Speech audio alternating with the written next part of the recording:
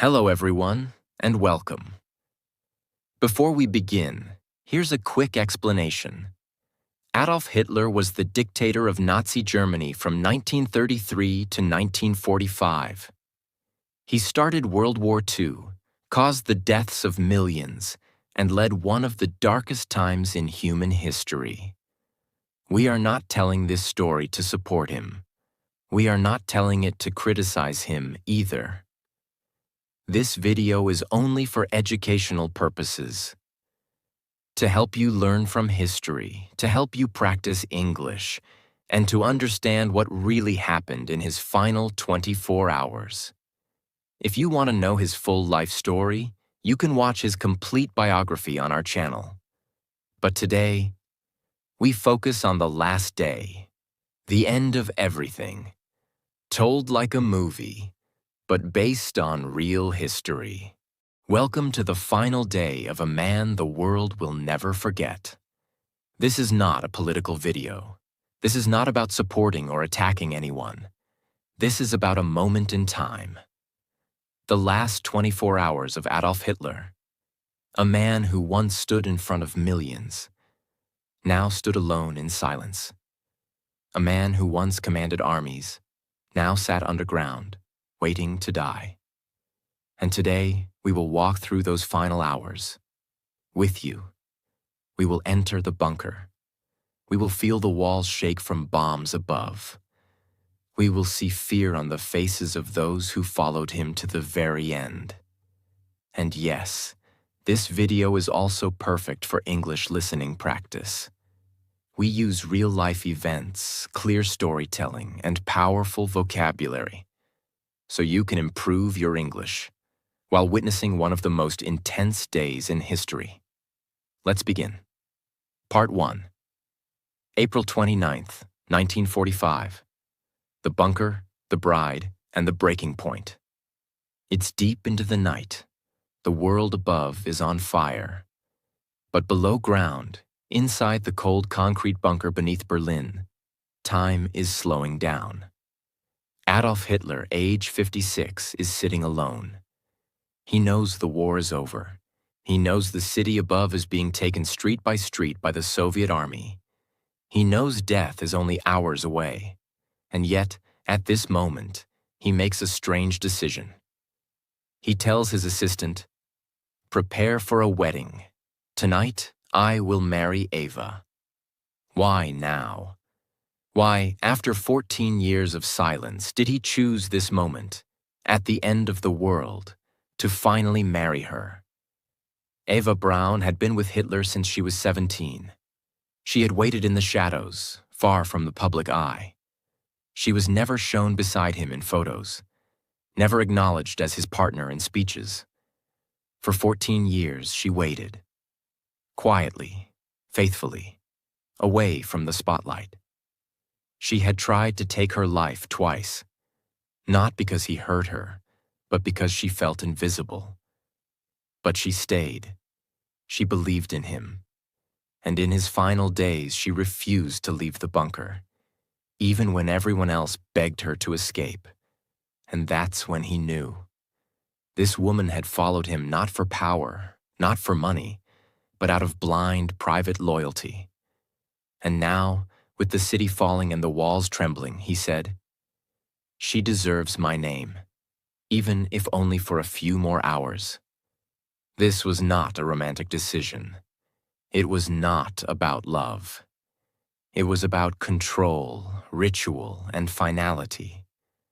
He wanted to end his life with everything arranged: a marriage, a will, a last speech, a planned death.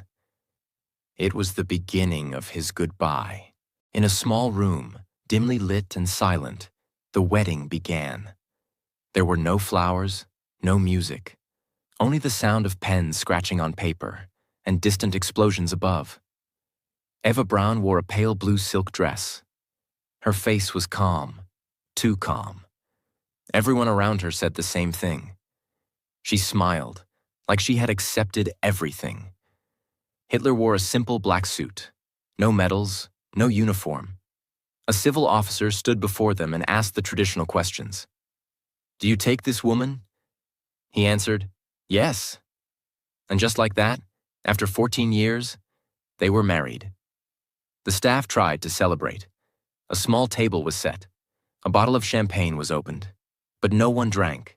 No one laughed. The air was too heavy. One officer later said, "It felt like a funeral, not a wedding." After the wedding, Hitler walked to a nearby room and sat at his desk. With a shaking hand and dead eyes, he began to dictate his final words. His political testament. His secretary, Traudl Junge, sat across from him and typed every sentence. He didn't say sorry. He didn't cry. He didn't admit failure. Instead, he blamed the Jews for the war. He blamed his own generals for betrayal. He claimed history would understand him, though he would not be alive to see it. And then, he said something very clear. "I do not want my body to be captured. I want it to be burned." He remembered what had happened to Mussolini, whose body was hanged and spat on. He would not allow the same. He signed the document. Slowly, carefully, his last command. It was now close to 5 a.m. After finishing the document, Hitler went to rest.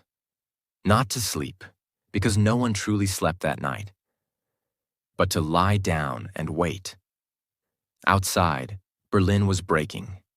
Soviet tanks were smashing through the last Nazi defenses. Buildings were turning into ashes, and above ground, German citizens were running, crying, dying. But inside the bunker, it was like time had stopped. The walls were thick, the air was still. It felt like a world trapped in glass, frozen but shaking with every bomb outside. Eva sat beside him. She held his hand. They didn't speak much. They didn't need to. They both knew. This was their honeymoon and their funeral. Hitler's valet brought him a small breakfast, dry bread, a little honey, and a cup of tea. He didn't eat much. He looked thinner than ever. His face had aged 20 years in a month. His right hand trembled. His eyes were dull. His voice, when he spoke, was soft, almost whispering. He didn't talk about war, or escape, or hope. He just sat in silence, with Eva next to him, sipping tea while bombs shook the earth around them. Then, the message came. Heinrich Himmler, the man who had stood beside Hitler for years, had tried to secretly negotiate peace with the Allies, without Hitler's permission. Hitler stared at the report for a long time. Then he exploded. He shouted, screamed, hit the table with his fist. "Traitor, betrayer, I should have known." He ordered Himmler's arrest. But deep inside, he knew there was no one left to arrest him. The system he built was falling apart. And for the first time, even Hitler looked defeated. His eyes went quiet. He leaned back in his chair. He knew the end had truly begun. Part 2. April 29th, 1945. Afternoon to late evening. It's now noon. The air in the bunker is getting heavier. There's no fresh oxygen, no sunlight, just stale air and fear. Adolf Hitler walks slowly into the map room, where war plans once lived. He used to stand there with generals, pointing at countries, commanding troops. But now, the maps are useless. The lines on them mean nothing. The war is lost. The empire is broken. He looks down at the maps, not to plan, but to remember. These were once the maps of victory. Now they are just a graveyard of dreams. He doesn't speak much. His body is shaking. His legs are weak. His personal doctor offers him medicine. He refuses. Because deep down, he knows. This isn't a war room anymore. It's a museum of my failure. Hitler had one companion he trusted more than anyone. Blondie, his German shepherd. She had been with him for years, sleeping beside him, walking by his side. She was loyal, quiet, always calm. But now Hitler calls his doctor Werner Hasse and says something shocking. "Bring the cyanide capsules. I want to test them. On Blondie." Why? Because Hitler no longer trusted anyone, not even the poison given to him by his own people. He believed someone, maybe even those closest to him, might try to trick him, give him fake capsules, and let him suffer. So he ordered the doctor to take one capsule and put it in Blondie's mouth. The dog died within seconds. No sound, no fight, just death. For a moment, Hitler said nothing. Then he looked away. That was his way of confirming, "The poison works. I can use it too." But for many in the bunker, this was the moment everything changed. Because when Hitler killed his own dog, the one living thing he truly trusted, they knew. He is not planning to leave. He is not planning to survive. He is planning to die. But it didn't stop with Blondie. Ava's 2 Scottish terriers, Wolf and Stasi, were next. The puppies that belonged to Blondie, just a few weeks old, were also killed by Hitler's dog handler. They were poisoned, silently, quickly. Why? Because Hitler didn't want to leave anything behind. No body, no bloodline, no animal, no memory. The bunker was becoming a place of total erasure. If I'm going, he thought, then everything I touched, everything I loved, must vanish too. That afternoon, Hitler gathered his remaining officers. They had all served him for years. Now they stood in front of a man who looked tired, sunken, and already half dead. Some begged him one last time. "Mein Führer, we can still escape. There's a plane. We'll hide you in disguise. You can go south." He shook his head slowly. "No, I will not run. I will not be captured." He told them, "I will stay here. I will die here, in Berlin." Some were shocked. Some were scared. Some were silently relieved, because now they knew they could leave without guilt. He gave permission for others to try to escape through the sewers. Some officers, drivers, and aides prepared to leave that night. Most would die in the attempt. But Hitler? He was done moving, done speaking, done fighting. Back in his room, Hitler sat beside Eva Braun. She had changed her clothes, now wearing a simple dark blue dress, no makeup, no jewelry. She had not cried all day. She had not shown fear. She was ready to die. Hitler looked at her and said, "You still have time. You can leave. Go with them. Escape." She smiled gently and replied, "No, I stay with you." It was not love. It was not passion. It was loyalty, cold, blind loyalty. They sat in silence. No music, no conversation, just the distant sounds of Berlin collapsing above. Hitler called his secretaries, his aides, his inner circle. One by one, he shook their hands. He didn't give speeches. He didn't say long goodbyes. He simply said, "Thank you, you may go now." One secretary, Gerda Christian, later said, "He looked like a ghost, but still, somehow, polite." Some wept. Some held his hand longer than they should have. But Hitler kept his face blank, emotionless, calm, as if he were already gone. That moment was the end of a chapter. The people who once surrounded him like a king were now walking away, leaving him alone with his wife and with his death. As strange as it sounds, the night became quiet. Hitler ate a small meal, the same as before, bread and tea. He sat with Eva. They talked very little. Outside, the bombs were getting louder. The Soviets were now just blocks away. Gunfire could be heard above the garden. But inside the bunker, Hitler wasn't moving. He was writing something in his notebook. He wasn't giving orders. He wasn't reading the news. Because the war, his war, was already over. Hitler stood up slowly. His legs were weak. His walk was slow. He went to his private bedroom. Eva followed. The door closed behind them. There were guards posted outside, but no one was allowed in. It was not a night for sleep. It was a night to prepare.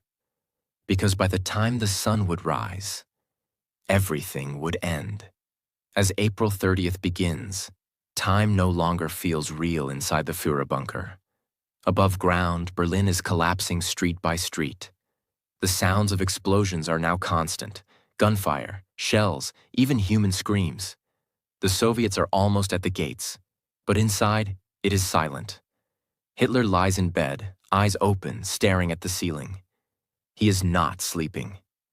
Eva Braun is next to him, quiet, peaceful, already emotionally gone. She knows it's her final night. Down the hallway, staff members whisper softly. Nobody knows what to say anymore. The bunker has become a waiting room for death. Hitler gets up. Slowly, carefully. His steps are weak. His back is bent. His clothes hang loosely on his thin body. He walks into the hallway. His eyes scan the faces of the few people still loyal to him. No anger, no panic, only stillness. Like a man who has already said goodbye to the world inside his heart. He sits in the dining room with Eva. They eat a small breakfast. The same as always, dry bread and tea. Eva tries to smile. Hitler tries to stay calm, but everyone knows, this is not a meal. This is a ritual before execution, one they will perform themselves. Hitler calls in his aide, Otto Günsche, and gives him two very specific orders. 1. After he and Eva are dead, their bodies must be immediately carried outside and burned. 2. The burning must be done completely. No trace should remain. He reminds Otto of what happened to Mussolini. Hung upside down, spit on, mocked by the public. That will not happen to me, Hitler says. You must burn us, no matter what it takes. Otto nods. His face is pale. His hands are shaking, but he agrees, because disobeying was not an option. Even now, Hitler gets dressed, not in a uniform, not in a general's coat, but in a plain military jacket, buttoned all the way up, and dark trousers. Eva puts on a dark blue silk dress, her favorite. No jewelry, just soft perfume. She brushes her hair carefully, like a bride preparing for her final hour. Then Hitler walks into the hallway. One by one, he meets with his personal staff. He shakes each of their hands slowly and quietly. To some, he says a word. To others, just a nod. Thank you, he says to his secretary, Traudl Junge. You may leave now. You have served me well. Some start crying. Others freeze, unsure how to say goodbye. One officer, Rokas Misch, later remembered. He looked like a shadow, not a man. He was calm, but the calm of someone who has given up. The goodbyes continue, one by one. No ceremony, no tears from him, only silence. Hitler and Eva return to their private room. There, Eva sits on the sofa, calm, unafraid. She opens a small brass capsule, cyanide. She holds it in her hand and looks at him. They've talked about this many times. They will not let the Soviets capture them. They will die together, on their own terms. Hitler holds the same kind of capsule. But he also prepares his Walther pistol, the one he had used for years. He plans to take both the pill and the bullet, just to be sure. He calls in Otto Günsche and his valet Heinz Linge. He tells them, the time has come. You will wait outside. When it is over, open the door. Otto and Heinz nod.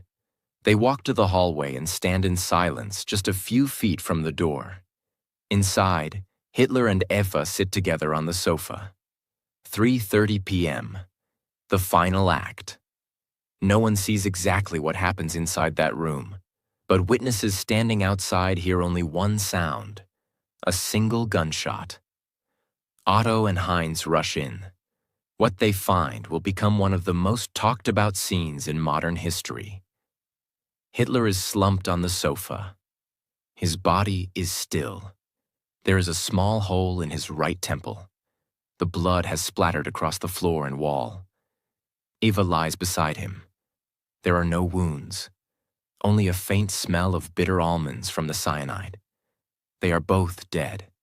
The man who once commanded millions is now a lifeless figure in a quiet underground room. Just as ordered, Otto and Heinz begin the process. They wrap both bodies in thick gray blankets.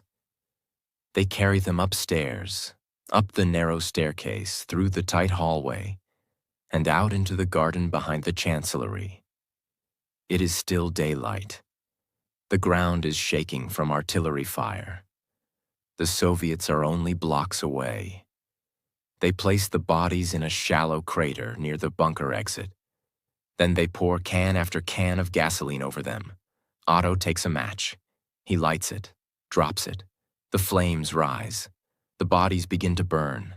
No music, no prayer, no soldiers, no flag, just fire, smoke, and silence. They salute the flames, then run back into the bunker as gunfire cracks overhead. Inside, the remaining staff gather. Otto reports, "The Führer is dead. His body has been burned." There is no celebration, no ceremony, just stunned faces, pale skin, and empty eyes. For a moment, nobody speaks. Then someone says, "It's over." And just like that, everything Hitler built, everything he controlled, everything he dreamed, was now ashes in a garden. Part 3. April 30th, 1945, 4 p.m. onward. Outside the bunker, in the garden above, the bodies of Hitler and Eva Braun are still burning. Black smoke rises. The flames are strong at first, but begin to weaken quickly.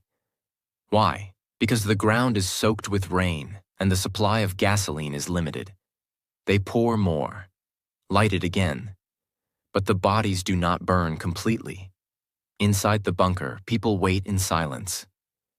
Nobody talks about the future. Nobody makes plans. They just sit, frozen in fear, knowing that any moment now, the Soviets could be at the door. Before his death, Hitler had signed his final political statement. In it, he named Admiral Karl Dönitz as the new leader of Germany. Not Himmler, not Goebbels. Dönitz is in northern Germany. When he receives the message, he's shocked and confused. Germany is falling. The war is over. The capital is lost. But now, he is the head of a dead empire. He immediately begins trying to negotiate peace with the Allies, hoping to surrender to the West, not to the Soviets. Inside the Führer bunker, something is different. The man who controlled everything is gone. There are no more orders, no more leadership, no more future. For the people still there, secretaries, cooks, aides, soldiers, the reality begins to hit. We are not part of a government anymore. We are part of a grave. Some people start packing small bags. They grab warm coats, food, water, and maps. They know they need to escape. They know the Soviets are closing in. They know capture might mean torture or death. But there's one problem. There is no clear way out. Now that Hitler is dead, Joseph Goebbels, the Minister of Propaganda, becomes the most senior Nazi official inside the bunker. He is not surprised. He was there when Hitler said goodbye. But Goebbels has no plans to run, no plans to surrender. He calls his wife, Magda, and says, "We will not leave. We will not live in a world without him." Together, they make a terrifying decision. They will die here, and they will kill their 6 children with them. Their decision shocks even the remaining staff. But nobody dares to argue. While Goebbels prepares for death, others are preparing for escape. A group of guards, officers, and bunker staff start planning routes out of Berlin. Some try to use secret tunnels. Others plan to move disguised as civilians. Some plan to wait until dark and slip out under gunfire. The first group to try, around 20 people, leaves just before sunset. They wear civilian clothes, carry light bags, but above ground, chaos rules. Soviet tanks are rolling in. There are gunfights on every street corner. Fires light up the sky. Only a few escape. Most are killed or captured within hours. Otto Günsche and Heinz Linge return to the garden. They check the remains of Hitler and Eva. What they find is disturbing. The bodies are still partly visible. Some of the skin is burned. The clothes are blackened. But the bones and faces are not fully destroyed. They pour more fuel. Burn again. But it's not enough. Then they gather the partially burned remains and bury them in a shallow crater, not far from the exit. They cover it with dirt, broken wood, and debris from the bombings. No cross, no sign. They want the bodies to disappear forever. Back underground, Magda Goebbels gives her children sleeping pills. All 6 of them, between the ages of 4 and 12, fall into deep sleep. They are dressed in clean white clothes. She then brings in an SS doctor who helps her give the children cyanide capsules while they sleep. They die silently, without ever waking up. Then Josef and Magda Goebbels go to the garden, the same place where Hitler and Eva died. They sit together. Josef shoots himself in the head. Magda takes poison. Their bodies are also burned, though not completely. By now, the bunker is becoming a mass graveyard. The bunker is almost empty of hope. The senior leaders are dead. The streets are overrun with Soviets. The sky is full of fire and gunshots. No help is coming. Some people cry, some drink, some pray. Others sit quietly in their rooms staring at the walls. No one knows what will happen next. But one thing is clear. This is no longer a war. It's just the end of everything. Part 4. May 1st to May 9th, 1945. The bunker is now darker than ever. The man it was built to protect is gone. His wife is gone. His dogs, his generals, his closest circle, all either dead or planning their escape. But the war above continues. Soviet soldiers are inside Berlin now, fighting street by street. Bullets fly, grenades explode, bodies fall. Inside the bunker, only a few remain. They are afraid, hungry, trapped. They don't know if they'll be killed or captured. That night, a voice is heard on German radio. It is Admiral Karl Dönitz speaking from northern Germany. He announces that Adolf Hitler has died, but he does not say how. The Führer has fallen in battle, fighting for Germany. That's what he says, but it's not true, and the world knows it. The real cause of death, suicide, is hidden from the public. The Nazi regime wants to protect Hitler's image, even after death. But the truth will soon come out. At last, Soviet troops reach the Reich Chancellery, the building above the Führer bunker. They kill or arrest the last few defenders, then storm the remains of the building. They go downstairs. And there it is, the bunker, cold, dark, half-flooded, filled with smoke, broken furniture, maps on the walls, blood on the floor. They find papers burned in piles, food supplies scattered, beds unmade, poison capsules left behind, and a strange silence. But one thing is missing: Hitler's body. The Soviets search every room. They question survivors. They look in tunnels. They search the garden. And then they find something. In a shallow crater near the bunker entrance, they discover a burned male body with a bullet hole in the skull. A female body, half burned, with no visible wounds. Remnants of clothing, boots, buttons, a dental bridge. The Soviets believe this might be Hitler and Eva Braun. But the bodies are so badly burned, they cannot be confirmed immediately. They collect the remains. They hide them. They take photographs. They begin secret autopsies. Back in Moscow, Soviet leader Joseph Stalin receives the news. He sees the bodies. He hears the reports. But instead of telling the world, he orders silence. Why? Because Stalin wants power over the truth. He thinks, if we don't confirm Hitler's death, the world will remain uncertain. So he says nothing. And by doing that, Stalin starts one of the biggest historical mysteries of all time. With no official Soviet confirmation, the rumors begin to spread. Maybe Hitler didn't die. Maybe he escaped to Argentina. Maybe it was a body double. Maybe the body was fake. Maybe he's hiding, waiting to return. These theories become legends. And even though his staff had seen him dead, even though his body was found, people start believing the lie. Because when truth is hidden, fiction grows. It took decades to confirm everything. But here is what actually happened. 1. Soviet doctors conducted autopsies on the burned bodies. 2. They compared dental records, the most reliable identification method available at the time. 3. Hitler's dental assistant, who survived the war, later confirmed the records. Her testimony matched the burned jawbone found in the garden. That jawbone, with gold bridgework, was Hitler's. The Soviets kept it hidden for over 20 years. Only in the 1990s, after the fall of the Soviet Union, did they finally admit, yes, the body we found was Adolf Hitler. With Hitler gone, Goebbels gone, and Berlin fallen, there was nothing left.